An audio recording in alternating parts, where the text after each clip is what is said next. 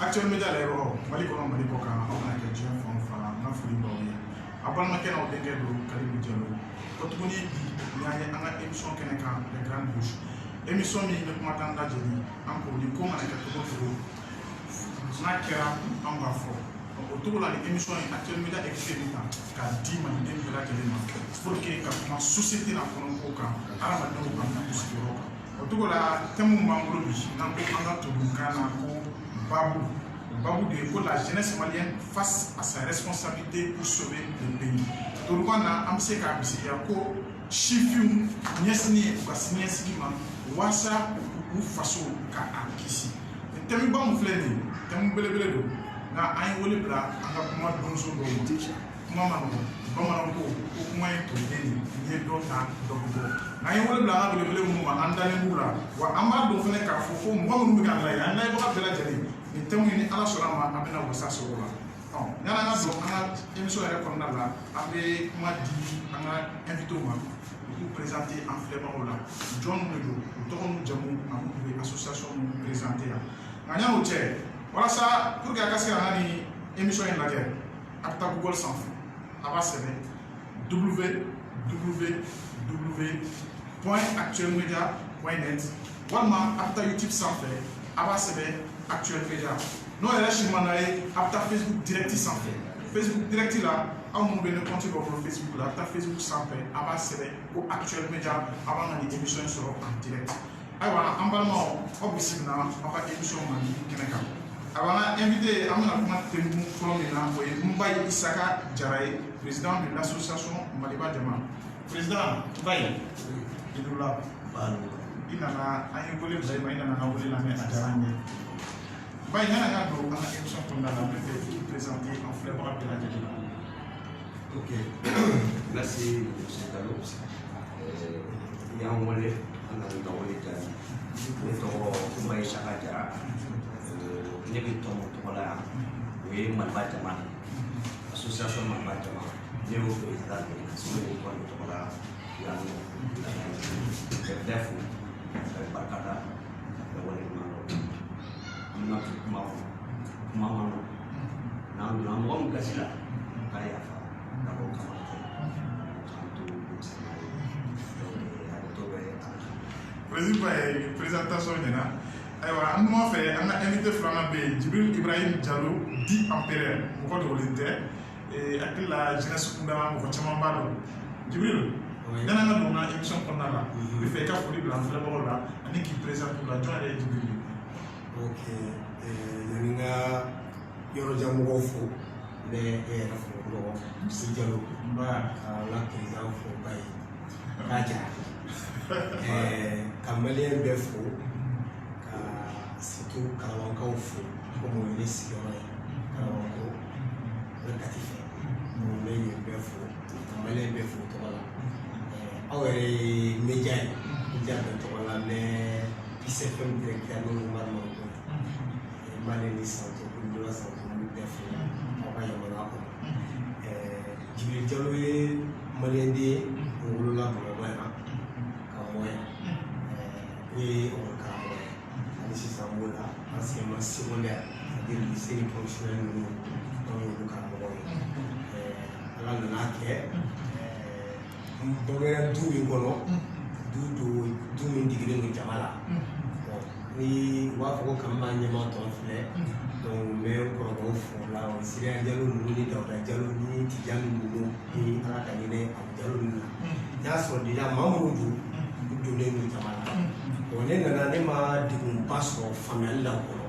parce que n ye olu ka lakare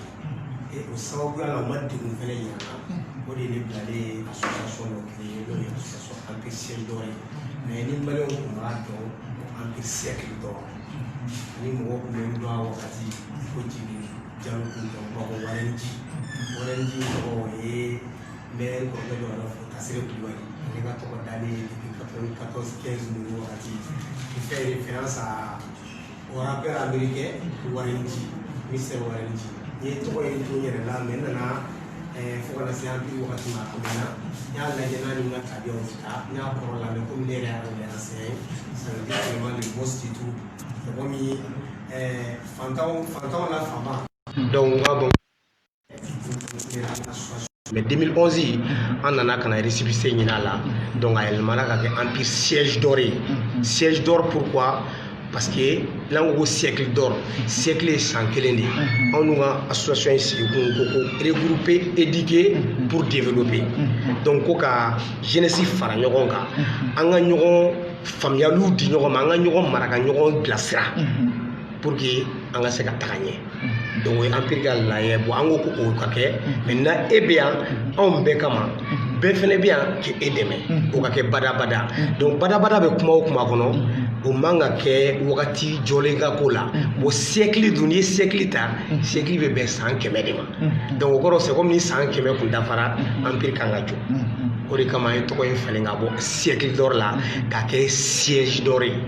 donc o tɔgɔ in de b'a la o de bɛ récépissé sanfɛ depuis 2011 donc empire y'o de comme ne y'a président ye o ye ne tɔgɔ kɛ empereur ye empereur Warenji mais bi bi in na n ye Warenji in bɔ a la depuis a bɛ san 7-8 bɔ ka Gani Jalo ye n dɔnna n'o de ye donc k'a kɛ yɛrɛ ye Jalo G in tɛ dɔ wɛrɛ o ye Jalo Jeri donc empereur Jalo Jeri. D'accord, merci beaucoup empereur oui. Et la présentation là. Okay. Ayiwa an bɛna don an ka émission kɔnɔ an balima silamɛw mais n bɛ fɛ k'a fɔ an ɲɛna ko présentateur n'o ye ne yɛrɛ Kalilu Jalo o tuma bi ye donba dɔ ye ne yɛrɛ bolo ka d'a kan bi ye n ka anniversaire ye n bɛ n yɛrɛ joyeux anniversaire Kalilu Jalo. Joyeux anniversaire. D'accord, merci beaucoup. Oui. Alors question fɔlɔ an bɛna tɛnku la président Bayi Isaka an ka jamana bɛ lahalaya min na bɛɛ b'a dɔn a bɛ gɛlɛyaw kɔnɔ kosɛbɛ a ye fɛn camanw kɛra marches bɛ ka kɛ contestation bɛ ka kɛ fan bɛɛ fɛ mais an ɲɛ b'a la mɔgɔ minnu bɛ ka o kow ɲɛma cɛkɔrɔbaw de don jeunes b'u nɔfɛ o de y'a to an ka bi thème an y'a ta denmisɛnninw kan sifinw kan sifinw face à leur responsabilité pour sauver le pays sifinw k'u ɲɛsin u ka siniɲɛsigi ma walasa ka faso yɛrɛ ka a kisi walima ka a bɔ nɔgɔ la yanni ka don développement yɛrɛ kɔnɔ kosɛbɛ n bɛ fɛ i k'a fɔ an ye sifin yɛrɛ a b'a ta san jumɛn na ka na san jumɛn na. ok i ka ɲininkali diyara n ye sifin b'a ta san 18 ka na bila san 45 n'i bɔra san 45 kɔnɔ o y'i kelen mɔgɔkɔrɔba ye o y'i kelen mɔgɔkɔrɔba ye donc i ka ɲininkali filanan i ko bi lahala min bɛ jamana kɔnɔ donc ko sifinw jɔyɔrɔ bɛ se ka kɛ mun ye pour que ka jamana in sama ka bɔ nin degun in kɔnɔ. yanni ka réponse di question ma reformula kura ye ni tun ye sifinw ka présentation sifin yɛrɛ a b'a ta san mun na ka bila san mun na ayiwa sifin a jɔyɔrɔ bɛ se ka kɛ mun de ye jamana yɛrɛ ka ɲɛtaa la. sifin jɔyɔrɔ de ka bon jamana ka ɲɛtaa la ka tɛmɛ bɛɛ kan parce que jamana o jamana a sinsin bere y'a sifinw de ye mais sifin hakilima sifin mun bɛ jamana fɛ sifin mun b'a yɛrɛ fɛ sifin mun b'a yɛrɛ danbe dɔn sifin mun bɛ se ka mɔgɔw kafo sifin mun bɛ hakilinaw di hakilina ɲuman jamana jɔsen kan a sen bɛ k'a la a da bɛ k'a la o sifinw o ye Mali mago bɛ o sifinw de la bi parce que gɛlɛya mun bɛ sen na an nɔba b'a la parce que an nɔba b'a la cogo di parce que n'i y'a jateminɛ anw filɛ nin an minnu ye sifinw ye très généralement an bɛ mɔgɔkɔrɔbaw de suit mais ka sɔrɔ an yɛrɛ ka hakɛ dɔ bɛ yen an yɛrɛ ka kɛta dɔ bɛ yen an kan k'o kɛ o pour que ka se ka minnu fana bɛ n'an kɔ olu k'u sen da an sen da nɔ la pour que an ka taga parce que bi mɔgɔkɔrɔba minnu bɛ nin kow ɲɛma an de b'olu jukɔrɔma tintinw n'a fɔra an ka bɔ mɔgɔkɔrɔba caman ti bɔ denmisɛnninw de bɛ bɔ mais an jɔyɔrɔ a ka bon jamana sinsinni la a ka bon jamana walankatali la a ka bon jamana ka ɲɛta sabatili la mais bi an ka ba Maliba in kɔnɔ gɛlɛya bɛ o baara in na kosɛbɛ gɛlɛya b'a la parce que an dɛsɛlen don ka k'an yɛrɛ ye an dɛsɛlen don ka an ka jamana in ta an bolo fila la k'an ɲɛsin an ka jamana ma an dɛsɛlen b'o la k'a sababuya kɛ an sifinw k'a sababuya kɛ mun ye par exemple bi e bi yan Empereur Diallo bi yan ani ne yɛrɛ ka fara ne kan nin ka association b'a bolo ne yɛrɛ ye association ɲɛmɔgɔ dɔ ye mais ne ni nin an bi kuma kosɛbɛ ne bɛ nin association kɔnɔ wa nin yɛrɛ bɛ ne ka association kɔnɔ mais est ce que n'an bɛɛ kun y'o kɛ o est ce que o bɛ mun ne yira n ko bɛ bɛn ne yira bɛn ani keleya n'an ma falen-falenni kɛ an bɛ se ka bɛn wa an tɛ se ka bɛn par exemple bi n'i y'a jateminɛ dɔwɛrɛ tɛ Mali la bi i ɲɛ bɛ kulu fila de la dɔw ko ko fanga man ɲi fanga ka taa dɔw ko ko ayi fanga ka ɲi fanga tɛ taa n'i y'a jateminɛ bi o kulu fila de bɛ yen nɔ n balimakɛ sigilen filɛ nin ne y'a fɔ a ye nin ye mun ye ne tɛ mɔgɔ ka kulu la quoi ne bi Mali ka kulu de la mun ka ɲi Mali ma ne b'o de la ne kɔni fɛ bi bi in na anw denmisɛnninw an kan ka ɲɔgɔn minɛ ka ɲɛmɔgɔ lajɛ parce que bɛɛ ye ɲɛmɔgɔ ye mais o ɲɛmɔgɔw de wallahi olu de kan ka ɲɔgɔn bolo minɛ quoi n'olu ye ɲɔgɔn bolo minɛ cɛkɔrɔba tɛ se ka olu bali u ka hakilina la denmisɛnninw bɛ se k'u dɛmɛ k'u ka hakilinaw k'u waleya jamana jɔli la jamana tali la ɲɛ donc ne ka kuma belebeleba b'o de kan. D'accord. Président Baye, au Famna. Djibril. Oui. Empereur. Ko Diallo to ko de jariye c'est ça. Ne question me poser en balma ke Isaka kun. Me signo o question kele FNMA. Chifi joro absaka ke mudi jamana ka nyata la. Président yɛrɛ y'a fɔ cogo min na a ye sifin jɔyɔrɔ fɔ ka a dan yɔrɔ min na c'est comme u yɛrɛ ɲuman na. La répétition, c'est encore une forme de pédagogie. Effectivement. An bɛ segin a kan mun na parce que anw yɛrɛ ka association o signe de ye nin ye Empire maintenant nin ye denmisɛnninw de ye nin ye cɛkɔrɔbaw ye nin ye jeunes de faralen ɲɔgɔn kan Samatel la. Jeunes de ye kulu ye. I y'a ye jeunes de faralen filɛ ɲɔgɔn kan ka Empire créer c'est comme Empire sigi jɔ yɛrɛ en tant que ninnu bɛ se ka t'u kelen na cɛkɔrɔbaw bɛ se ka t'u kelen na denmisɛnninw bɛ se ka t'u kelen na mais tant que jeunes ma fara ɲɔgɔn kan Empire tɛ se ka taa yɔrɔ si. C'est pour que ka président ka kuma sɔn ji la k'a yira an ka problème tɛ dɔwɛrɛ dɛ tant que ne m'a bila n kunna ko président ne bɛ se kuma la président bɛ se kuma la mais baara yɔrɔ la président ka baara kɛ taa ne ta o tɛ kɛ kelen ye fo ka diɲɛ wuli. Enseignant a bɛ se ka docteur jɔyɔrɔ fa o a bɛ se k'a ɲɛfɔ wa par exemple ni ko coronavirus c'est une maladie c'est une pandémie ouais c'est une pandémie c'est quoi c'est une maladie qui se trouve sur tous les continents du monde entier mais moi je suis enseignant je suis pas docteur ne docteur wele a t'o kelen de fɔ pandémie na n'est-ce pas mais ni ko sisan ko ne ka taa sisan banabaatɔ ko ne k'o furakɛ yen de b'a faamu ko bon anw m'o de faamu bi bi in na tous les problèmes de la jeunesse malienne c'est que an ka bɛnbaliya bɛ ko kelen dɔrɔn de la an bolo ko kuma de don k'a sɔrɔ ni wale adamadenw n'aw tugura aw ka ɲɔgɔn wale la sisan i b'a dɔn aw tɛ se ɲɔgɔn ma anw ka Empire sigitɔ sariya damadɔ de tun b'a la n bɛ se nin na i bɛ jate o de la n bɛ nin bolo foyi tɛ mɔgɔ bolo en même temps mɔgɔ si tɛ sari ye nin yɔrɔ la n bɛ a sigibagaw cɛ la n bɛ maa damadɔw fo ka Papito le rappeur Papito avec Ibawan, Talbi, Siri Diabaté, Tchorno Sam, c'est-à-dire Warosi complet, Kafara Basadika, Dobé Komine Nalbi, Amiral Basadi, Koufou. Nous tiennent des cartes à Bob Magoya. Ministre ga wartala, député ga wartala, maire ga wartala, ou fara nyonga kila ka ta stade Koutrouta. Ani Mobi, ndaro ni be Mobi do. Mobi avec TMD là avec Malerap émission. Mobi oui, vraiment la émission sur Mobi ka frère général Titika actuellement il travaille avec les Américains. Ani général Watts, oui Wagaso Minu Jarabi ne Watt ni bere comme Empire comme a bere ba kono muna ali sisa wa kono parce que tout récemment neni Talbi Bora Tombouctou amame. Mais les gens ne comprennent pas quelque chose. La jeunesse ne comprend pas. Ne va créer aklina mi a wakati moi j'étais enseignant. Balontan ni kadne yɛrɛ jɛnatigɛ la e ka jɛnatigɛ tagabolo président yɛrɛ b'o dɔn na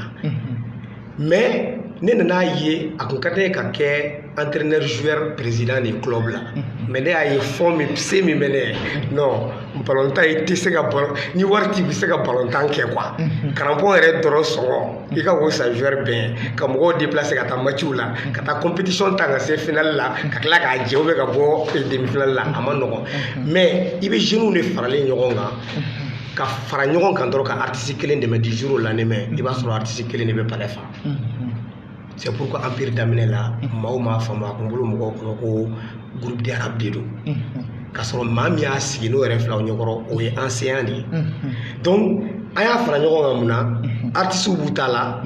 ballontannaw b'u ta la école-maîtres b'u ta la mécanicien b'a ta la sɛnɛkɛla b'a ta la mais n bɛ fɛn saba fiyɛ président ni jeunesse ni faamu don o don an tɛ se ɲɔgɔn ma fanga dɔw bɛ fanga de ka d'u ye dɔw bɛ nafolo ka d'u ye dɔw bɛ tɔgɔ ka d'u ye ni fɛn saba in si tɛ kelen ye ni si sɔrɔ cogo tɛ kelen ye mali la n b'a exemple dɔrɔn ta i bɛ Modibo Keyita layɛ fangatigi tɛ yan a ma tɔgɔ sɔrɔ wa hali n'a ma fɛn sɔrɔ mais jɔnni y'a mɛn ko Modibo Keyita den dɔ minɛna zonya ou bien fɛn dɔ la mɔgɔ m'o mɛn parce que danbetigi kun a b'o de kɔnɔ maintenant n'i ye Salif Keyita dɔnkilidala ta a ma mun sɔrɔ bi tɔgɔ t'a la nafolo t'a la fanga t'a la wa n'est-ce pas Salif Keyita ballontanna la même chose donc c'est pour dire que tɔgɔ fanga nafolo a bɛɛ bɛ tɔgɔ mais n'u ka sira ye kelen ya dɔ ye président de la république ye dɔ ye ballontanna ye dɔ ye jumɛn ye dɔnkilidala mais u ka danbe n'u ka fɛn kɔnɔ nin bɛɛ ye Mali sankɔrɔta ka Mali kɔrɔta ka se niveau min na hali bi n'i ko ko Salif Keyita automatiquement a ma se ne k'a fɛ ɲɛna e b'a dɔn bon ninnu bɛɛ bɛ se ka ɲɔgɔn dɛmɛ ma ne y'a yir'u la sisan ballontanna mago bɛ mun na supporter tɛ yan n'i taara terrain na a ma se i ka taa jouer terrain kɔnɔ an caman bɛ sunafana dun ko Mali kuku cira est-ce que an ye joueur de ye an ye club président de ye wa n'est-ce pas dɔnkilidala mago bɛ mun na fan tɛ fan na élection président k'a fɔ sa président bɛ empire kɔnɔ ni président bɛ politique parti politique min na a kana kɛ parti politique yɛrɛ la ni jɛn président ko ko paw yɔrɔ min na empire jeune bɛɛ bɛ bɔ ka tugu président kelen kɔ 18 ans u ka ca ni 18 ans ye ka se 45 ma olu tɛ président nɔfɛ ko wara olu b'a nɔfɛ dɔrɔn parce que a bɛ empire la toi tu penses que ni président parti politique min bɛ fɛ ka i ka mɔgɔ ka tugu i kɔ i bɛna président nɔfɛ i tɛna a nɔfɛ. I bɛna nɔfɛ. D'accord. Monsieur Diallo o faamuna an bɛna Isaka ka côté la monsieur Jara. Baye Isaka ayiwa Diallo bɔra k'a da don jeunes ka ko caman la a ko bɛn ni jeunes bɛnna ka fara ɲɔgɔn kan o bɛ taaɲɛ sabati nka a ka fɔ la hali bi Mali jeunes ma se ka nin faamu u tɛ ka se ka fara ɲɔgɔn kan ka da fɛn caman kan a dun fɔra jamana jeunesse a sifinw a siniɲɛsigi ye olu de ye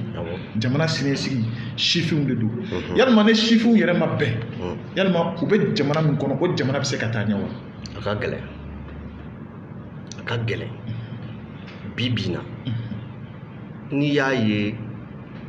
anw sɛgɛnnen don bi n'i y'a ye anw degunnen don bi n'i y'a ye bɛɛ bolo b'a kun parce que a sababuya ye bɛnbaliya de ye ni bɛnbaliya bonyana du o du kɔnɔ ou bien kabila o kabila kɔnɔ o ye tomo de ye donc bɛnbaliya mana bonya hali jamana kɔnɔ n'an m'an cogo dɔn o jamana bɛ kɛ tomo ye k'a sababuya kɛ bi n'i y'a jateminɛ minnu b'an ɲɛfɛ n'o ye mɔgɔkɔrɔbaw ye olu yɛrɛ bɛnnen tɛ o mais souvent mɔgɔw tɛ fɛn dɔw de faamu o ye jumɛn ye depuis ala b'e da don min na i ka sira tracelen don ani ne ani empire an si tɛ kelen komi bolokɔniw tɛ kelen cogo min na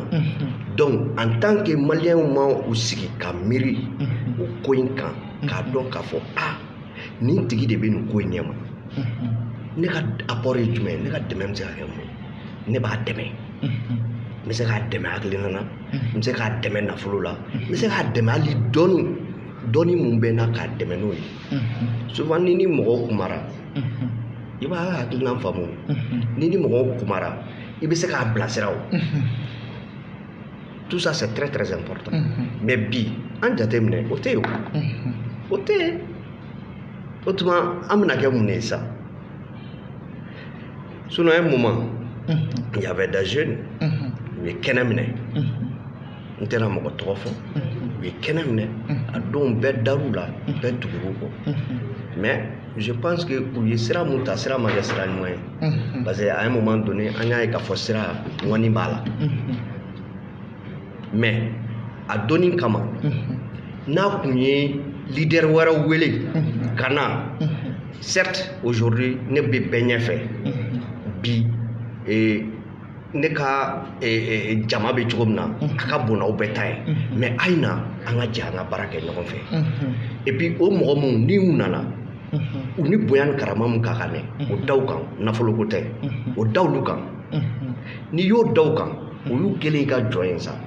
jalo u bɛ to i kɔ quoi wa u bɛ sɔn i ka fɔta ma i n'u bɛ taa n'o kɛra o ye e yɛrɛ forcelen de ye wa ou bien o ye jiginnen mais ne t'e wele parce que ko ni e nana e bɛna ne ka ko ɲɛmɔgɔya ta mais o bɛ jamana min kɔnɔ jamana bɛ taa min ti taa yɔrɔ si surtout an denmisɛnninnakaw mais il faut k'an ka da an yɛrɛ la an ka da dɔ la an ka dɛmɛ n'an y'a dɛmɛ a ka ca ala fɛ laɲini mun bɛ jamana in bolo a bɛ sɔrɔ mais fɛn kelen bɛ yen o ka gɛlɛn o ye kalan ye parce que kalan suguya 3 de bɛ yen kalan min bɛ kɛ so i ka kabila kɔnɔ i ka du kɔnɔ i bɛ kalan depuis denmisɛnma i b'i dege fɛn minnu na ka na nin kɛ nin ka ɲi nin kɛ nin man ɲi o kalan n'o bɔra i bɛ taa ekɔli la n'o bɔra i bɛ taa kare de kɔnɔ i bɛ kalan in fɛnɛ o kalan 3 de bɛ yen donc mɔgɔ o mɔgɔ n'i ko kalan 3 in ma mafa e ka hadamadenya yɛrɛ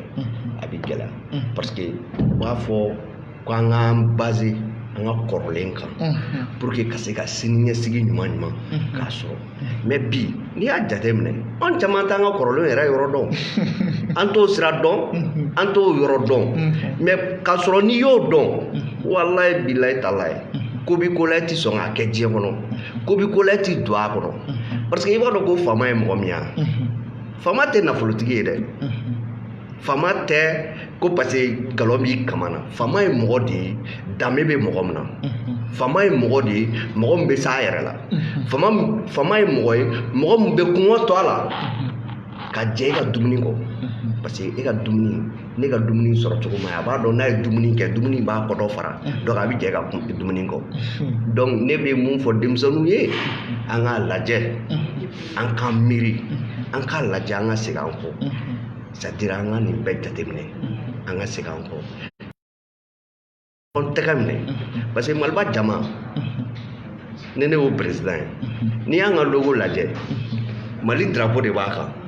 jamakulu de b'a kɔnɔ o jamakulu in na musow b'a la denmisɛnninw b'a la mɔgɔkɔrɔbaw b'a la ça veut dire que hali a tɔgɔ yɛrɛ dama o bi maliden bɛɛ de kamaru ɲɔgɔn kan wa n'i y'an ka baara cogo yɛrɛ fana jateminɛ an kɛlen don ka maliden bɛɛ de kamaru ɲɔgɔn kan tagabolo ko t'a la mais o bɛɛ de ye mali ye o bɛɛ de bɛ mali diya e yɛrɛ jalo i bɛ se k'o sɛbɛntiya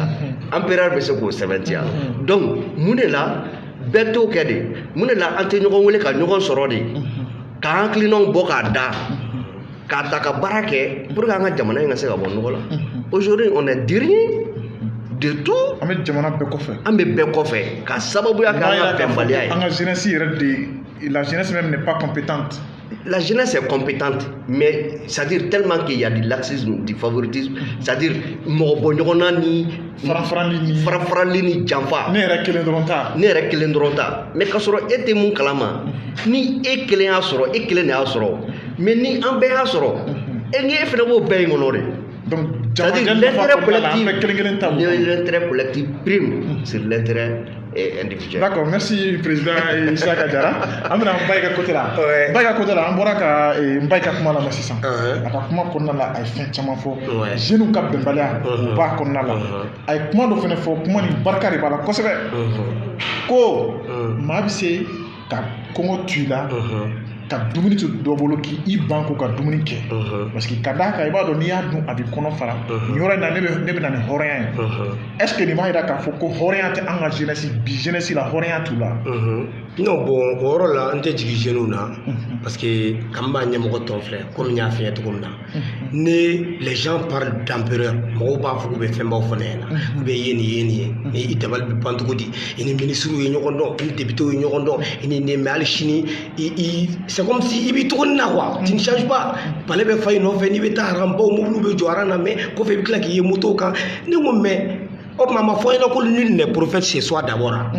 maa si tɛ kɛ kira i fɛ yen e mɔnna dɔw de kɔrɔ i kɔrɔbayara dɔw de kɔrɔ i ni kulɛti fitinin tɛ dɛ i lankolon yɛrɛ tun bɛ yala dɔw ɲɛ 10 jours o la ne bɛ se ka n'i fisaya olu ma cogo di o ye kelen bon maa min filɛ nin n'a mɔnna e ɲɛna e yɛrɛ y'a bilasira fo e b'a gɛn ko ka taa duloki don a ka taa kulusi don n'a fɔra ko tigilamɔgɔ sisan par exemple o kɔrɔkɛ ye ba ye président ba ye kɛra ministre ye sini o mɔgɔ kelen min tun bɛ na hali tesɔngɔ minɛ e la sisan n'a fɔra k'o kɛra mais e yɛrɛ sina k'o tigilamɔgɔ de ta k'o bila i ɲɛ sisan pour que ba ye bɛ se ka mago ɲɛ e ɲɛ.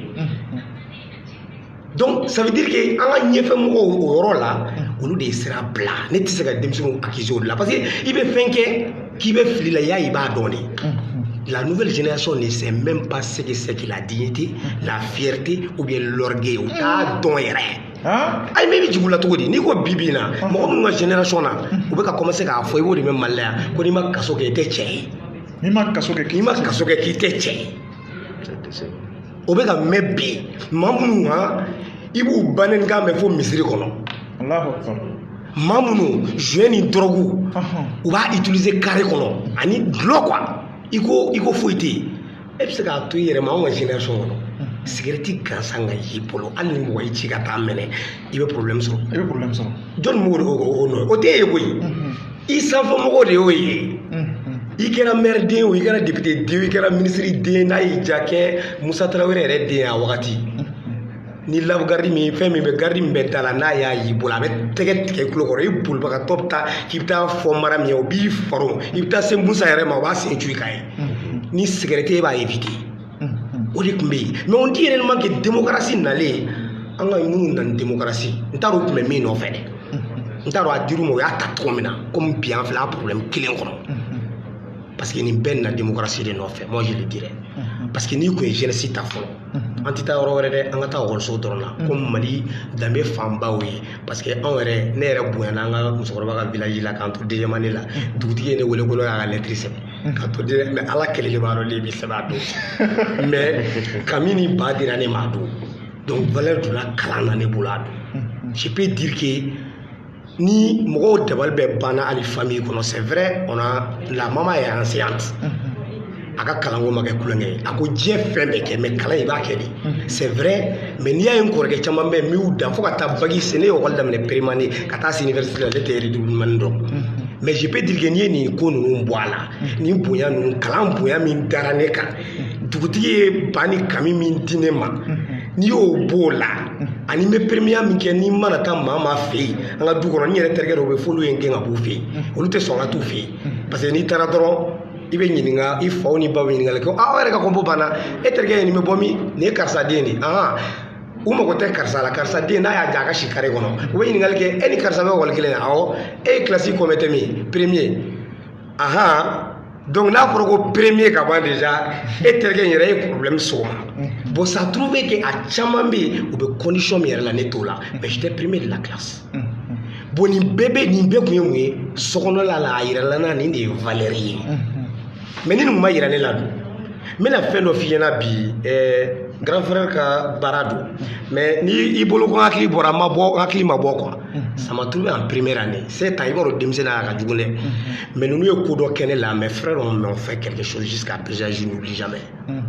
ne ka compo i b'a dɔn i bɛ denmisɛnnin 100 la jɔ bi u bɛ hali bagi tɛrɛ u bɛ hali 9e na u ka première année compo i b'a fɔ ko hakili jigin a la ni mɔgɔ min ma da la i bɛ taa ekɔlisoba la Kalabankɔrɔ u b'a bɔ ka d'i ma ne ka compo fɔlɔ première année la j'ai été 13e avec 6 de moyenne mais i b'a dɔn ninnu ɲugunna ne la du kɔnɔ de yan u ye n kɛ ko bo ka ɲugunna lagare f'u b'a fɔ musokɔrɔba ye nin yan nin tɛ kɛ foyi ye diɲɛ kɔnɔ mais ti se k'o kuma kama deuxième composition ne kɛra 4e ye mais il faut ka taa n bɔ fondamental la je vous le jure Kalabanka bɛɛ n bɛ ka kuma diɲɛ de ɲɛna min bɛ n dɔn kunu min bɛ n dɔn bi j'ai été premier groupe scolaire Mamadou Kofɛ Kunta de Kalabankoro depuis première année fo ka taa n bɔ yen mais mɔgɔ damadɔ barika la famille d'abord après dans la rue parce que ala kun k'i ci fɔlɔ ko ɔkɔli bɛ yen e ka ye carré kɔnɔ i bɛ ɲininka o la a bɔra i b'a dɔn mɔgɔ minnu ɲininka bitigitigiw ni terikɛ i kɔrɔkɛ terikɛ minnu yɛrɛ tɛ ɔkɔli la ministres ni n t'a dɔn n b'a fɔ cogo min na minnu bɛ taa sugu la dɛ olu dɔw de mana e ye kare kɔnɔ olu de b'e ɲininka k'e bɛ mun na kare kɔnɔ ɔkɔlimɛtiriw tɛ u yɛrɛ tɛ ɔkɔli la u ma don ɔkɔli yɛrɛ la mais déjà que u b'a dɔn dɔrɔn k'e ɔkɔliden ye o kama u b'a f'i ɲɛna e ka ɲi so kɔnɔ e ma ɲi kɛnɛ kan o bɛ yen bi wa donc kana an ka génération a kisi sanfɛmɔgɔw don. Ok, d'accord, merci Diallo. Mbaye, oui. An bɛ segin ka na e ma. Ok. Maintenant an bɛ don débat yɛrɛ kɔnɔ kosɛbɛ parce que jeunesse n'i y'a jateminɛ fɔlɔ la lacune caman de bɛ yen fɛn caman de bɛ yen min b'an ka jeunesse jɛ donc o kɛra sababu ye u ka responsabilité n'o y'u jɔyɔrɔ ye o ma se k'a fa depuis 1960 ni indépendance taara san mun na ka se bi ma jeunesse ma se ka Mali jeunesse n'o ye chiffres ye u ma se ka fosi yɛlɛma parce que an tɛ se k'a faamu 1960 équipe kelen mun wulila fo bi o équipe kelen bɛ yen donc nin b'a yira k'a fɔ ko chiffres minnu bɛ yen bi u tɛ k'u jɔyɔrɔ fa u tɛ k'u jɔyɔrɔ fa hali dɔɔni sinon n'u bɛ k'u jɔyɔrɔ fa san kan k'a sɔrɔ responsabilité baw fana bɛ ka d'u ma mais responsabilité baw tɛ ka d'u ma hali ka baaranin dɔ sɔrɔ bureau dɔ kɔnɔ i bɛ taa sɔrɔ cɛkɔrɔba ni san 60 san 70 dɔ de bɛ yen u tɛ taa retraite la jeunes n'u chiffres n'u ka diplôme sigilen bɛ so kɔnɔ u tɛ baara sɔrɔ ni n ko diplôme n bɛ na Diallo ka kuma la dɔɔni o ye minnu sɔnna kalama an bɛ bi tile mun na nka minnu yɛrɛ ma sɔn kalama n'u bɛ jouer min na u bɛ cigarette minw na u bɛ thé minw na u bɛ gulɔ minw na olu yɛrɛ t'a dɔn siniɲɛsigi ye min ye olu yɛrɛ mago t'u ka siniɲɛsigi yɛrɛ la olu ko an bɛ Ala de bolo nka kelen-kelennin minnu bɛ yen n'olu yɛrɛ kalama olu yɛrɛ tɛ ka se ka fɛn yɛrɛ sɔrɔ i bɛ se ka mun de fɔ o la. bon ne bɛ se ka mun fɔ o la n bɛ misali fɔlɔ d'i ma o ye jumɛn ye par exemple e filɛ nin ye bi e y'an wele ka na kuma e Jakari e Kalilu Diallo e y'an wele ka na kuma yan bi parce que e ye nin baara de kalan o ka formation kɛ ka s'a la c'est pourquoi bi e bɛ ka nin kɛ mais mɔgɔ joli de bɛ yen nɔ n'a b'a ka téléphone ta dɔrɔn k'ale kɛra journaliste ye o ka ca mais tu crois que kunkolo gɛlɛya o bɛ avion boli de kunkolo gɛlɛya tɛ avion boli dɛ wa kunkolo gɛlɛya o ma lettre sɛbɛn wa o t'o sɛbɛn ne y'o kɛ mun ye i ko cɛkɔrɔbaw bɛ bureau kɔnɔ cɛkɔrɔbaw bɛ bureau kɔnɔ kɛ parce que fɔlɔ fɔlɔ olu ye dɔnniya minnu sɔrɔ école la an ma chance sɔrɔ k'o dɔnniyaw sɔrɔ mais an ye chance min sɔrɔ bi formation kuraw nana n'o ye ça c'est les formations innovantes n'o ye GRH ni c'est-à-dire commerce international ni fɛnw ye ça c'est des formations innovantes mais formation classique de mɔgɔw de bɛ bi an ka entreprise an ka service public kɔnɔ à présent mais mun y'o kɛ parce que olu ye dɔnniya dɔ de sɔrɔ mais anw ye dɔnniya kura mun sɔrɔ an m'o formation lase ka caya i b'a sɔrɔ e yɛrɛ ye formation kɛ par exemple i taara bon comme faamadenw bɛ taa États-Unis an kɔni ma chance sɔrɔ ka taa yen ou bien u bɛ taa Faransi an ma taa yen an kɔni bɛ yan an y'an débrouiller an bɛ yan par exemple o mun bɛ taa États-Unis ka na e bɛ se k'o ta ka t'o bila ka service dɔ d'u ma k'o service ka taa cogo di tu crois que adamadenya taamasiyɛn a jɔsen o b'o bolo de. Le capital humain est très très important dans le développement d'un pays, dans le développement de tout. Le capital humain, il va y avoir des capital humain, adamadenya de jɔsen adamaden jɔyɔrɔ o de ka bon diɲɛlatigɛ ko bɛɛ kɔnɔ n'o tɛ diɲɛlatigɛ ko fɛn fɛn kɔnɔ o fɛn tɛ avancer wa o fɛn o tɛ nafa kɛ mɔgɔ min bɛ yen adamadenya jɔsenba t'a la parce que a y'a ka si bɛɛ kɛ a bɛ so chauffeur de b'a ta ka taa école la n'a nana ni bɔnniw de bɛ yen nɔ o kalanna adamadenya jɔsen jumɛn na a tɛ adamadenya jɔsen dɔn ni e y'o ta k'e bɛ n'o bila an ka service public dɔ kunna ko k'o dirige ka taa n'o bɛ se ka taa n'o ye o bɛ se ka taa n'o ye o tuma adamadenya jɔyɔrɔ o la o bɛ kɛ jumɛn ye o tɛ yen ça c'est un de deux halisa an bɛ segin ka na an ye mun fɔ n ko jeunes ma bɛn nin sa par exemple hali an ka CNJ mun n'o bɛ au conseil de la jeunesse par exemple hali o filɛ nin normalement au conseil de la jeunesse o de kan ka jeunes dɛmɛ ka na ni projet o ye ka hali mɔgɔw insérer dans les services publics mais o bɛ kɛ la wa o o tɛ kɛla o ça veut dire que ko in bɛɛ de tiɲɛnen don il va falloir que an de k'an sigi k'an miiri ka sira dɔ d'an yɛrɛ ma sa wallahi mɔgɔw bɛ yan nɔ ils sont capables mais n'i y'a jateminɛ bi minnu tɛ se olu de bɛ ko ɲɛfɛ e tɛ se ko min na e bɛ se ka taa n'o ye yan dori bɛ kasi a bɛrɛma ji de la o mais n'i y'a bila jikalan na a ko bɛ caya dɛ parce que e ti fɛn mun dɔn ne taara bulon kunna o bɛ kɛ fɛnba lankolon de ye hali n'o ye fɛnba ye o bɛ kɛ fɛnba lankolon de ye parce que e t'a dɔn e ti se hali n'a kalan b'i la c'est à dire kalan bɛɛ o t'a bɛɛ ban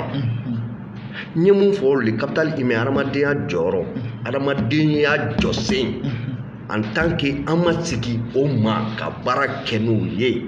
an tɛ se ka avancer. Le capital humain est très très important dans le processus du développement d'un État, d'une nation, de la vie de la nation. Faites. D'accord, merci Mbaye. Diallo. Oui. Ayiwa caman fɔra jeunes ka ko kan ayiwa jamana bɛ lahalaya min na a ma dogo mɔgɔ si la ko an ka ɲɛmaa n'o ye son excellence Ibrahim Boubacar Keïta ye caman wulilen don bi ko a dɛsɛlen don k'a jɔyɔrɔ fa ka da fɛn caman kan mouvement minnu wulilen don hali bi an ka cɛkɔrɔbaw de b'a ɲɛma ayiwa jeunesse n'olu de ye jamana yɛrɛ siniɲɛsigi ye nin waati gɛlɛma in kɔnɔna la u bɛ se ka mun de kɛ walasa k'u yɛrɛ yira k'a fɔ ko tiɲɛna waati dɔ sera ten parce que an ko de ko régime ka yɛlɛma san joli indépendance ka se bi ma président 6 a 6 bɛɛ lajɛlen na coup d'état kɛra bɛɛ la fo 1 n'o o ye Alpha Umaru Konare ye régime yɛlɛmani est ce que an t'a yɛlɛma denmisɛnninw yɛrɛ ka bolo kan a ɲɛna a ka yɛlɛma denmisɛnninw ka bolo kan u yɛrɛ fɛnɛ kan ka dɔ kɛ nin waati gɛlɛma in kɔnɔna la u bɛ se ka mun de kɛ k'u yɛrɛ yira. Bon, i k'o kuma diyara n ye parce que i yɛrɛ ɲumanna ko groupe in a tɔ min bɛ ka fɔ ne yɛrɛ b'a cɛ la komi président y'a fɔ cogo min na ne yɛrɛ taara n ko Ibrahim Boubacar a n'a ka jama dégagé ne yɛrɛ y'a mɔgɔ ye donc mɛ da ye mɛ tigila ye Mamadu ko tɛ dɛ ne bɛ b'u ye yɛrɛ sanfɛ a sirabu sanfa o de bɛ ne kɔ ne b'o ɲɛ de donc c'est juste pour dire que ko dɔw de kɛra je crois que caman tiraillement caman b'a la ne ni président ɲɔgɔn faamu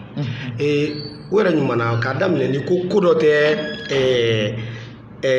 ko sama ka jibe jalaki o ye tiɲɛ ye a bɛ se ka fili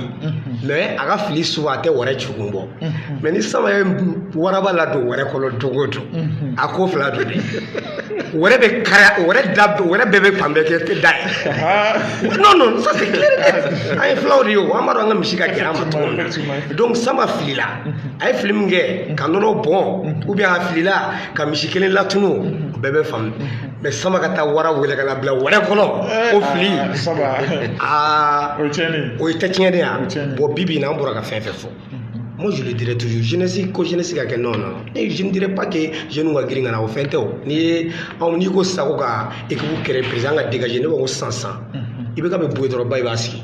ministre de la communication e yɛrɛ bɛ k'o ye donc ne yɛrɛ ne b'a ko bon ne a ye kalaban miiri di ne ma o bɛ ne bɔ komi koba man tɛ o tɛ n tɛ gouvernement dɔ yan c'est ça le problème ne bɛ ka n ta fɔ cogo min na i b'a sɔrɔ santo bɛ k'a ta créer i b'a sɔrɔ dɔwɛrɛ fɛnɛ bɛ k'a ta créer bulota bɛ ka maliba bulota o bɛ k'a ta créer aramos bɛ k'a ta créer ou bien kara bɛ k'a ta créer bon groupe de base sanfɛ lɔ keyitalaka dɔw bɛ yen lion ninnu olu fɛnɛ bɛ sin k'a kɛ tuguni k'olu b'a kɛ ma famille d'abord ye tuguni donc a kɛlɛ tɛ se ka ban min dun b'a ɲɛ i b'a dɔn min ye mouvement in diya ne yan c'est que maa minnu b'a ɲɛma o filila de quoi c'est que les gens oublient l'erreur est humaine mais n tɛ sigi kɔ diɲɛ kɔnɔ o de ye problème ye et je pense que ça n'a pas été caché et mɔgɔw bɛ ka on dit toujours que quand le soleil de la vérité apparaît le mensonge devient aveugle c'est-à-dire ni tiɲɛ tile bɔra quoi i b'a dɔn ɲɛfɛn tɔ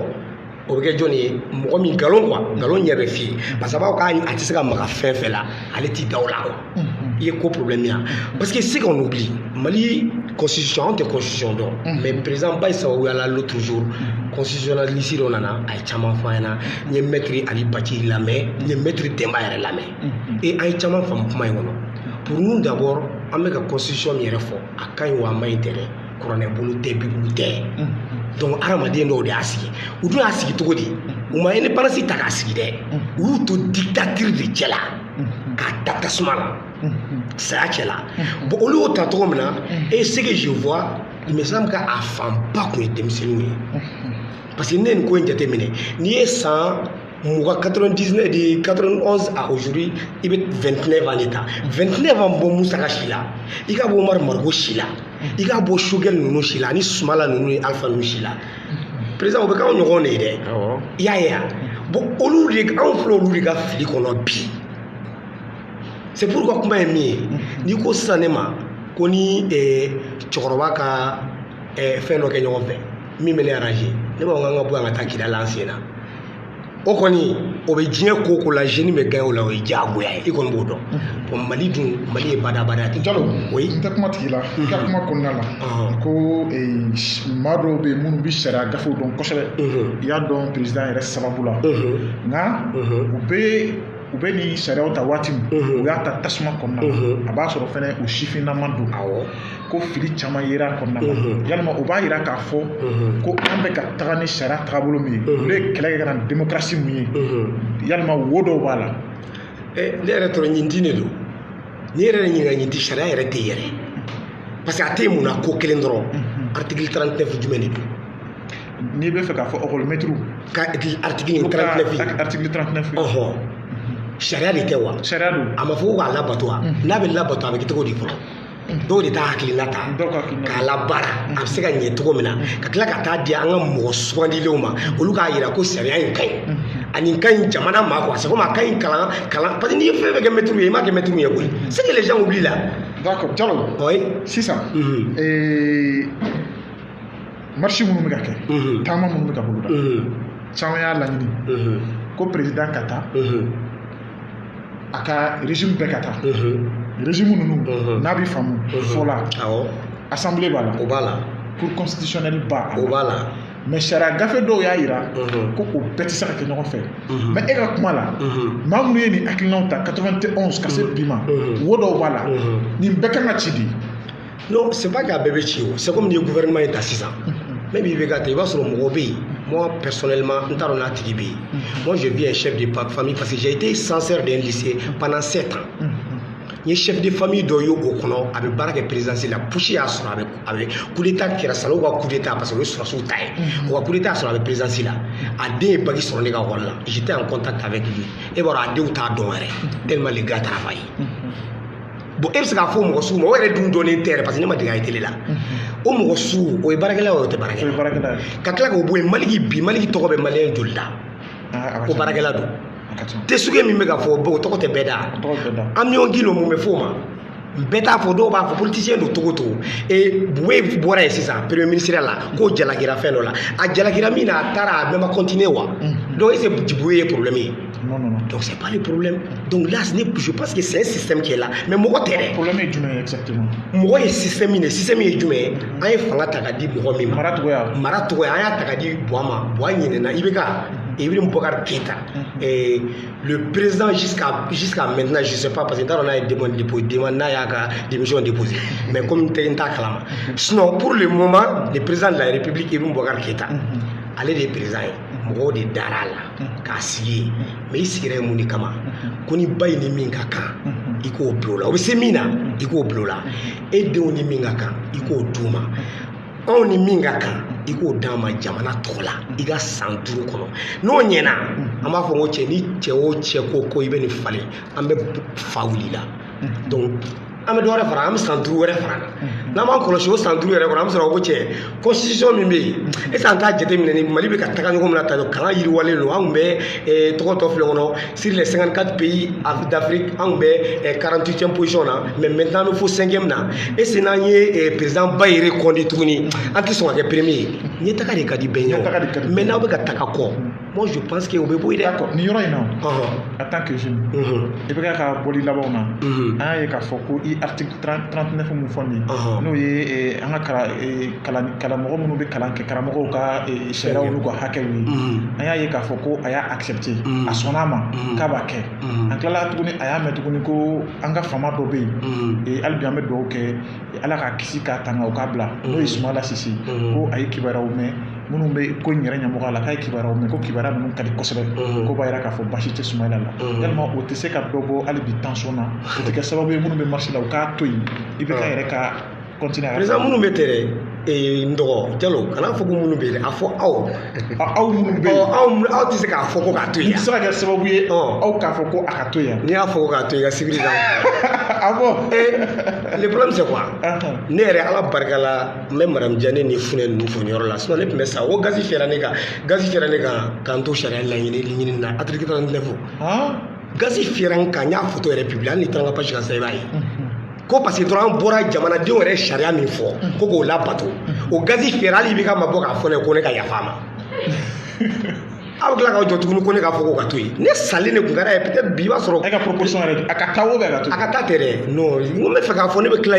émission na sisan o k'a sɔrɔ a y'a fɛ a y'a déposé d'accord merci an bɛna président Faye ka côté la ok président an fɔra ka an pɛrɛ kɛ kuma na kosɛbɛ kuma ninnu ka girin a ka farin ayiwa président jamana lahalaya la jeunesse kulu an bɛ kuma hali bi n'olu tɔgɔ di Mbaye ko ni ye seka ye bi président yɛrɛ bɛ taa empereur ko ni ye seka ye bi président yɛrɛ bɛ taa ka d'a kan ale yɛrɛ futinɛnen don kosɛbɛ président ka walew la an dun a ye a ka bɔli labanw na a ye fɛn bɛɛ kɛ an bɛ se k'a fɔ a ye fɛn bɛɛ kɛ pour que tension bɛ se ka da dɔɔnin mɔgɔw ka laɲini a ye dɔ kɛ a ye école ta bɔ a la Soumaïla Cissé kun minɛnen don a ye dɔ fɔ o fɛnɛ na mais ko hali bi a ka taa e yɛrɛ fɛla ye mun ye o la bon au fait u bɛ ka revendication minnu kɛ n'o ye jamana kalanko a kɛnɛyako a lakanako hali a économie o ko u y'olu kuma minnu fɔ olu tɛ kɔnɔdimi ye o u ye ɲɛdimi de bɛɛ ɲɛ b'o la u bɛ bɛɛ ɲɛ kan mais ne kɔni fɛ président ne tɛ fɛ président ka taa mais n tɛ fɛ a ka taa n b'o daluya di o daluya ye jumɛn parce que n'i y'a jateminɛ Mali ye jamana kɔrɔba ye on a des coopérations bilatérales sinon multilatérales donc ni sisan olu ye laɲini min kɛ n'a fɔra ko k'o bɛɛ kɛ c'est comme si n'an bɛna départ zéro de kɛ mais bi je pense que u ye mun fɔ président y'a mɛn quoi président y'a mɛn a bɛ ka essayer k'a bɛ apaisement kɛ mais o apaisement in o tɛ ninnu ka laɲini ye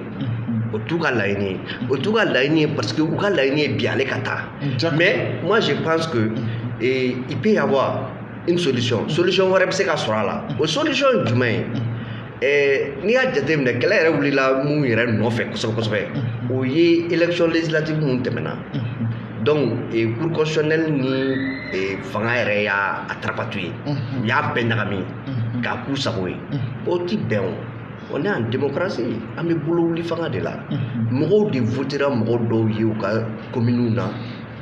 ko an bɛ fɛ ninnu de ka kan an kuma da ye assemblée kɔnɔ donc o vote olu ka kumakan e tɛ se ka na k'o yɛlɛma ko parce que k'u ye jamana ɲɛmɔgɔ ye ou bien parce que ko nin ye cour constitutionnelle présidente ye k'o yɛlɛma olu ti bɛn o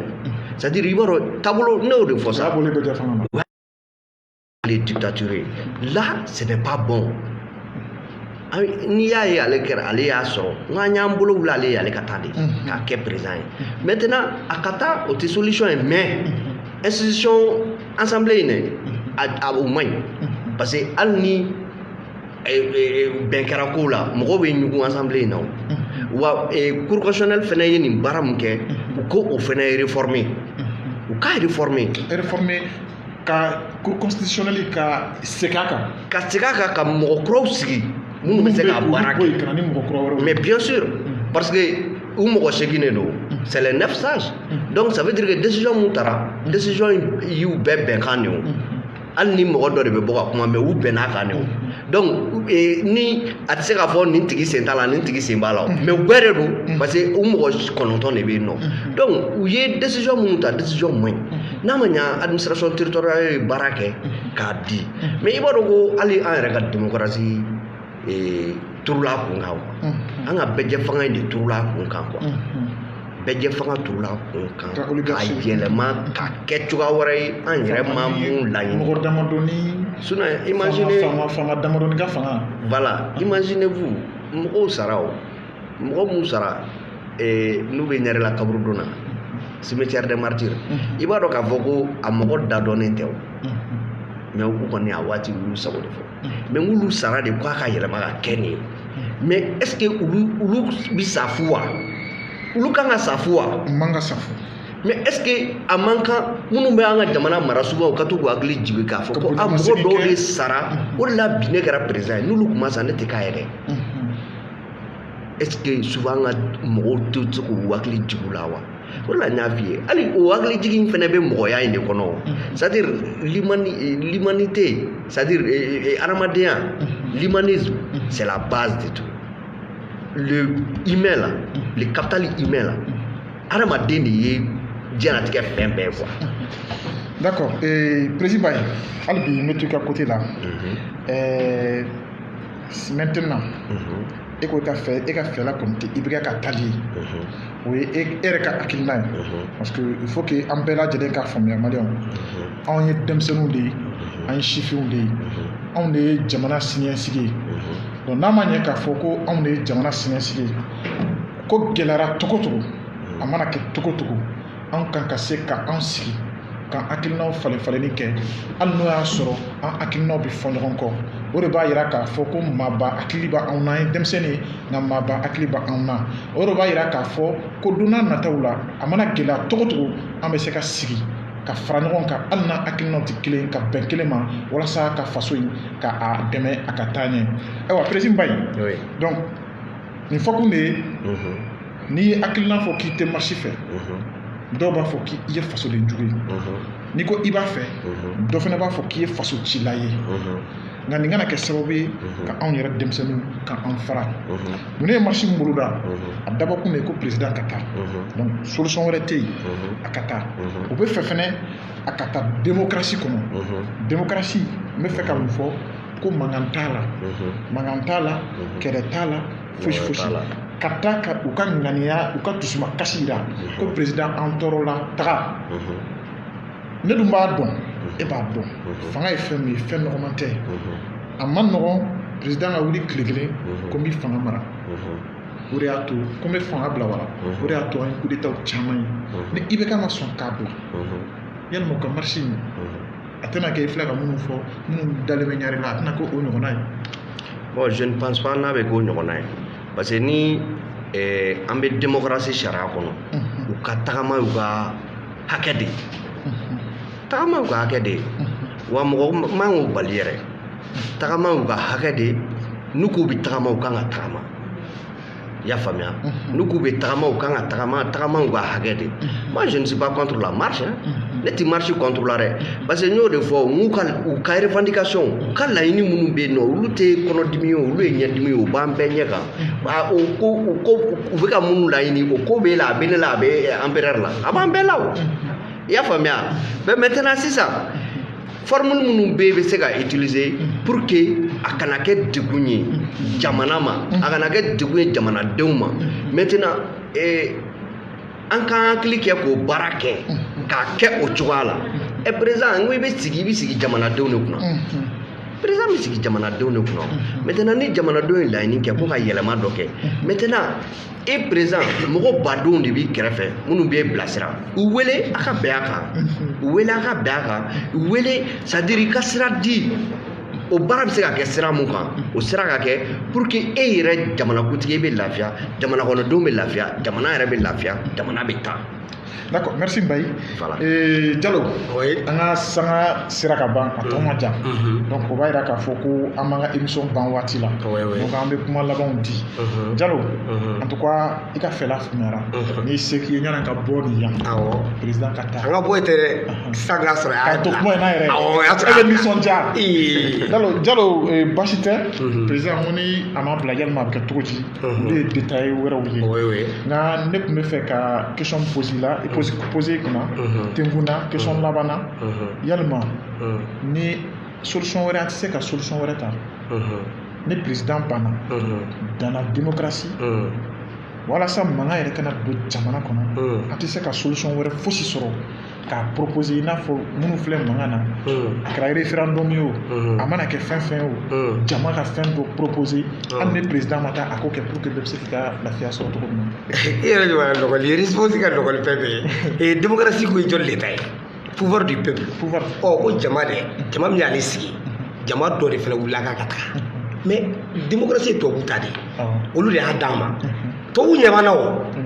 u m'a fɔ ka marifa ta ni marifa don mɔgɔ 2 gansan o bɛ mɔgɔ 1 n'a ka marifa kan ka se ka i bɛ ka lata o américain minnu ye démocratie tigi ye n b'a f'u ɲɛna k'u ma deli ka coup d'état kɛ olu ka président joli fagara faga ni coup d'état ye jumɛn don an ka président ma faga fɔlɔ dɛ même si n'an ye dɔ bugɔ an ye dɔ gɛn mais an ma fagali kɛ dɛ an ye dɔ don kaso la bon i bɛ ka tɛna fagali tɛ o an t'o niveau la o bɛɛ tun ye wagati wɛrɛ sisan ta a b'a bila dɔrɔn solution wɛrɛ foyi yɛrɛ de tɛ yen solution wɛrɛ de tɛ yen mɛnɛ a k'a bila dɔrɔn a n'a ka a n'a denw parce que a n'a denw de don a ka famille dɔ k'a bila ka dɔ to par exemple ale k'a bila mais a ka assemblée ka to a n'a ka famille de b'a bila ne yɛrɛ ne ma ko n ka fɛn fɛn na ne bi e ni Alahu Taala cɛ formation 6 mois tɛ yan Segaliw bɛ ministère de la communication na Segaliw bɛ yen minnu b'a baara cɛ la e bɛ se ka kɛ ministre ye bi u b'a ɲɛf'i ɲɛna i b'i ka formation kɛ président ba bɛ se ka Mali diriger a bɔra ka discours min kɛ yan sisan i bɛ se ka ɲuman kɛ yan. d'accord mais ne bɛ fɛ ka proposition dɔ de kɛ yalima n'a proposera sisan jama ye ko an ka dɔ lata ka dɔ to yen jama tɛ sɔn o ma. ayi bɛɛ tɛ taa dɛ ne ka proposition o côté la i bɛ ka b'a bila a bɛ assemblée hali assemblée ci cogo assemblée in bɛɛ tɛ o sigidaw bɛ olu mɔgɔw gagné u k'olu olu to yen o tɛ élection o tɛ k'o la fɛn dɔw tɛ président ba in bɔra k'a bɛɛ fɔ quoi i b'a dɔn Mali bɛ niveau min na bi kɔnɔdimi tɛ yan mɔgɔ bɛ se k'i ban dɔrɔn k'i da de ou bien ka kuma dɔw fɔ. d'accord bon minnu cira élection na i filɛ ne solution wɛrɛ ɲini minnu cira ɲagami bɛ yɔrɔ dɔ ɲini olu ye ayi solution tɛ dɛ kana n ka kuma falen solution u bɛ sigi élection kan de élection kan yɛrɛ dɔrɔn tɛ dɛ n'a sɔrɔ u gagné normalement dɔ ninnu bɛ gɛn ka bɔ yen k'u bila yen mɔgɔ minnu taara normalement olu bɛ to yen an ka assemblée constituée. d'accord merci beaucoup Diallo maintenant Diallo an ka émission banna ka ban an bɛ kuma laban d'i ma kuma laban jumɛn de b'i fɛ k'a fɔ maliyɛn bɛɛ lajɛlen Mali kɔnɔ Mali kɔ kan an bɛ ka filɛ yɔrɔ o yɔrɔ parce que nin sujet ninnu olu ka di an ka layilikɛlaw ye kosɛbɛ u bɛ kuma kan kosɛbɛ kuma laban jumɛn de b'i bolo ka f'u ye ani Mali jeunesse. kuma laban Mali jɔnjɔn binkɛnɛ nɛrɛ ani bilenman Mali jɔnjɔn binkɛnɛ nɛrɛ ani bilenman an ka hakili kɛ kelen ka Mali jɔnjɔn la ye Mali mana kan bɔ ɲɛta kɛlɛ bando an bɛɛ ka cɛsiri k'Ala yi duti mɛn so haju ŋaniya kelen farafina kelenya jugu mana kunbɔ kɔnɔna o kɛnɛma bɛɛ ka wuli k'i jɔ saya ka fusa malo ye farafina faso Mali jɔnjɔn in ko hɔrɔnya bɛrɛ farafina na faso Mali kɛlɛ in ko kelenya kɛlɛ Mali tile bɛ bi Mali tile bɛ sini jigiya foro fucira Kayira denw hakiliw latigɛra pewu pewu k'a fɔ pionnier 72 ɲɛ ne y'a yɛlɛma anglais la dɛ u y'u ka bamanankan kɛ mais bi a bɛ anglais la ne y'o kɛ donc o ye n ka kuma laban ye. Voilà, merci mais ne kun ye Djibril Ibrahim Diallo ye dit empereur président de l'association Empire Siège d'Or alors an bɛ kuma laban di an ka invité tɔ kelen ma n'o ye Mbaye Isaka Jara président de l'association Maliba Jama président yalima i ka kuma laban i ka foli laban n bɛ fɛ i k'o fɔ an filɛbaga ye Mali kɔnɔ Mali kɔ kan o mana kɛ diɲɛ fan o fan. ok donc monsieur Diallo ne bɛ an filɛbaga cɛ ani muso denmisɛn maakɔrɔba b'u bɛɛ lajɛlen fo k'u barika da k'e yɛrɛ Diallo fo e mun ye hakilina sɔrɔ ka ne wele nin kɛnɛ in kan ka Empire wele nin kɛnɛ in kan donc ni n ye aw fo n bɛ Jabaru masa fo ka n bangebagaw fo k'u barika da k'Ala barika da donc n hakili la fɛn dɔ de jɛngɛna a ma bɔ Mali y'an ta de ne yɛrɛ filɛ hali passeport tɛ ne bolo tellement que ne t'i fɛ ka bɔ n faso in kɔnɔ ne faso de ne bɛ Mali de la quoi sinon ni minnu b'a fɔ an ka bɔ minnu ye président ye o ne tɛ nin si la koyi ne bɛ Jabara de la ne bɛ Mali de la ne ye Mali de ye e y'a faamu wa. n y'a faamuya. mun hɛrɛ min bɛ se ka don jamana in kɔnɔ hɛrɛ min bɛ se ka kɛ jamana in na jamanadenw bɛ se ka hakilina ɲuman sɔrɔ cogo min na anw ka bɔ nin tiriki tɔrɔkɔ la ka bɛɛ ka hakɛ d'a ma c'est-à-dire an bɛɛ ka taa sur le même pied d'égalité ne ka laɲini tɛ foyi ye jamana in kɔnɔ n'o tɛ ka ala deli ale de ka se ka bon ni se bɛɛ ye se tɛ e ye a tɛ ne ye a tɛ empereur ye mais se tigi ye ala de se tɛ marchikɛlaw ye se tɛ président yɛrɛ ala o de bɛ se an bɛɛ la donc ka ala deli o mun bɛ se an bɛɛ la an ka hɛrɛ a b'ale bolo a k'a di an ma cɛ minnu kan ka se k'a baara kɛ an bɛ ala deli ala k'o cɛw a k'a bolo ɲɛsin u ma ka malidenw hakili si olu ma ka malidenw ɲɛsin olu ma olu kana k'a baara kɛ an ka se ka bɔ nin gɛlɛya in kɔnɔ an ka jamana ka taa an ka ku jamana tɔw la o de ye ne ka kuma laban ye ka fɔ donc hakɛto bɛ n kan. d'accord président Bayi an y'i wele i nana ka wele lamɛn a diyara an ye an b'i fo k'i wale ɲuman dɔn. merci. actuel media laybaga bɛɛ lajɛlen mali kɔnɔ mali kɔ kan aw mana kɛ diɲɛ fan o fan an b'aw fo ka aw wale ɲuman dɔn ni tun y'a ka émission ye les grandes bouches an ka bi babu tun bɛ min kan o ye sifinw u ɲɛsinnen u ka responsabilité ma pour que ka jamana yɛrɛ sauver jamana bɛ lahalaya min na aw bɛɛ b'a dɔn ne b'a dɔn nin b'an hakili jigin an ka kɔrɔlen na Sunjata Keyitaw Babemba Traoré ni cɛbaw minnu farafinna yan n'olu de kɛra fɔlɔ ye ka démocratie kɛ Afrique yan nɔ an bɛ foli bila u ma hali bi o hakilinaw de b'anw yɛrɛ la yan an b'a fɔ ko hali bi m'a fɔ a ɲɛna ko n ka anniversaire ye bi ye maa maa bɛ yen n'a ye dɔ kɛ anniversaire ko in na n b'u bɛɛ lajɛlen fo n bɛ député Jawara fo yan nɔ a y'a seko kɛ mais honorable Nasser fɛnɛ fo hali n'o y'a sɔrɔ n ma fɛn ye fɔlɔ nka ka a layidu kan di n ma actuel media équipe bɛɛ lajɛlen fo n bɛ an balimamuso fo ale mun bɛ caméra la bi n'ale ye nin filmé n bɛ Aras Kebe fɛnɛ fo n b'a fɔ an filɛlibaga bɛɛ lajɛlen ko assalamu alaikum ala k'an bɛn araba wɛrɛ